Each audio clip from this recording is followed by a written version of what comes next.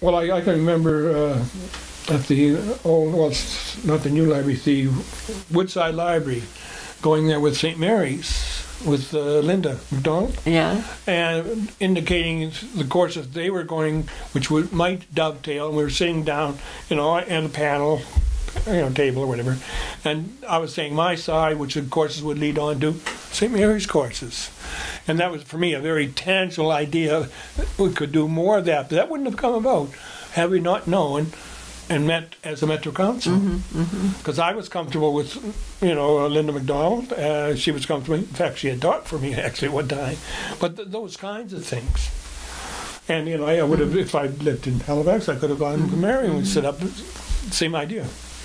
To integrate our skills with the skills that those individuals wanted.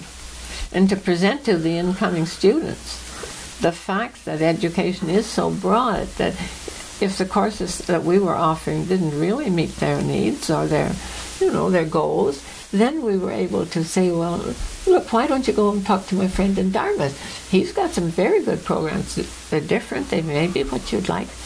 Or if you're not quite ready for that, take something preparatory, and they're doing this.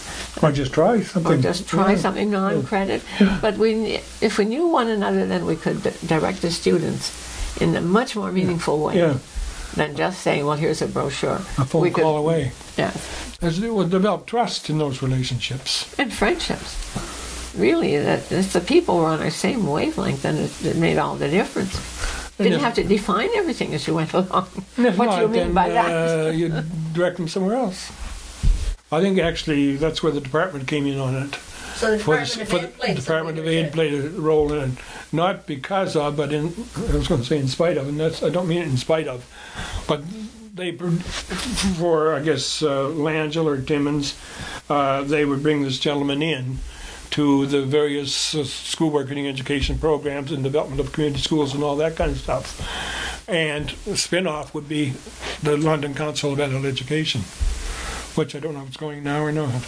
I understand it isn't. I believe we are the oldest I think one to have been in existence all this time. So over the years, and I'm going to kind of wrap this thing up, but over the years, what you started and what its needs were, would you say there's still a need for a similar kind of larger or some kind of organization today?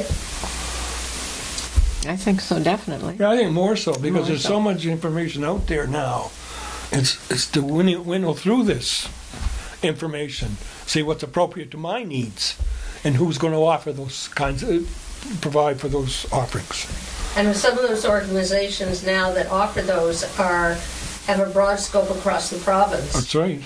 Do you see there being a role for we used to have clans here in Nova Scotia when we had strong school board support. I can remember this, we used to peddle TV programs, cable programs, from one place to another, in case that particular area wanted to watch this particular, that's so far off now these days. But but using today's technology, we can now reach a broader audience. Right. Because someone can go on the internet, and potentially if people were working together provincially, they'd have the whole thing available. St. Mary's, Ern Dick, I don't know if you know, worked with Linda and now working with Betty.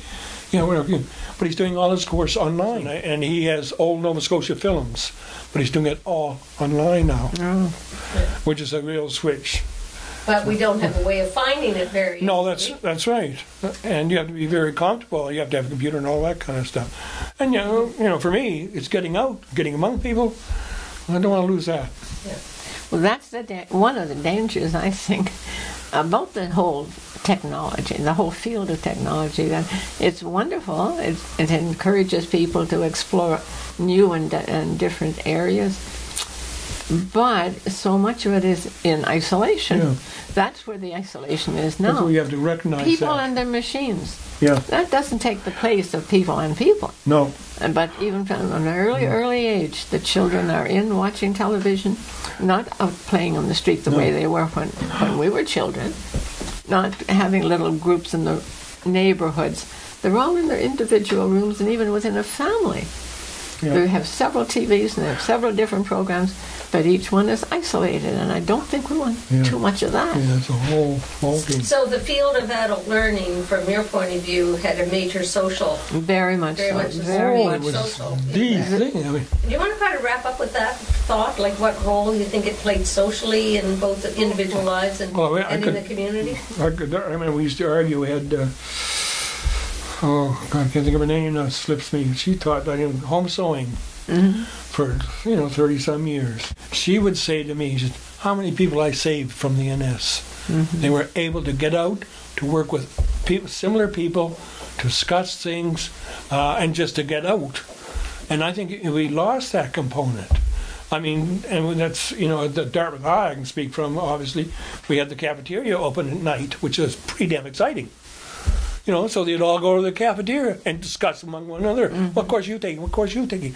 What course? And I think that's what Mary's alluding Yes. to. We might lose that kind of stuff. But there is a whole social component there, which And is crucial. With attention to that, we help the people, whether they're young or old, to develop the confidence that they need in order to take the risk to try something that they're really a little afraid of. They don't know what it's going to be like. They've never done this before.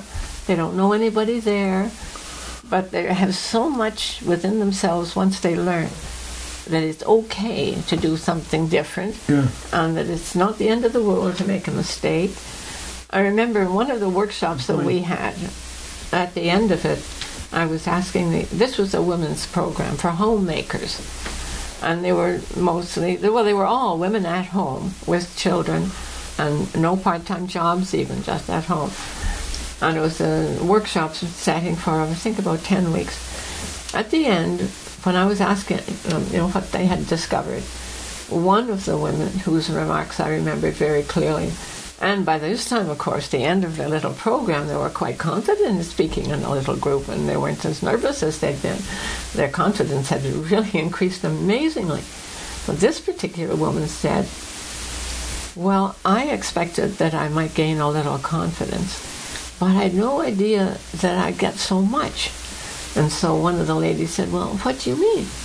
And this woman said, I learned that I could get up in the morning and get dressed and go out to a course and not feel guilty that I hadn't washed the dishes and made the beds.